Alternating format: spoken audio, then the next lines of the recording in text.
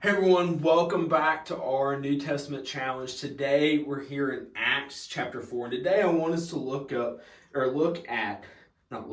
verses 32 through 37. It says, "Now the entire group of those who believed were of one heart and mind, and no one claimed that any of his possessions was his own, but instead they held everything in common. With great power the apostles were given testimony to the resurrection of the Lord Jesus, and great grace was on all of them. For there was not a needy person among them, because all those who owned lands or houses sold them, brought the proceeds of what was sold, and laid them at the apostles' feet.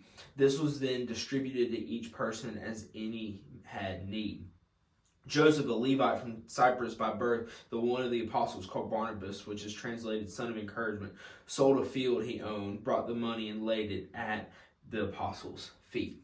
And so today, what I want us to see here, and the purpose of Acts is it's the beginning of the church.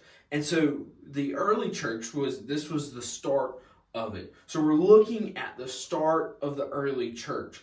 And what were they doing? To start the early church, they were selling everything they had. People were laying it down at the apostles' feet so that they would be provided for, so they would have what they needed. And then they were going out, and all they were doing is they were preaching the gospel. They were telling people about Jesus. And so what these people were doing, the people who were selling everything, they were giving up everything they had for the sake of the gospel. They didn't care about having the worldly possessions. They didn't care about the money. All they cared about was making Christ known. And we, as people, we have lost that sense of doing everything for the sake of the gospel. We don't have that drive, that desire anymore to just truly make Christ known. It's all about events and plans and all these different things. But what I want us to see here is that the early church was setting the example for us now. And the early church was willing to give up everything for the sake of the gospel. And so I'm challenging you to answer this question here on your own.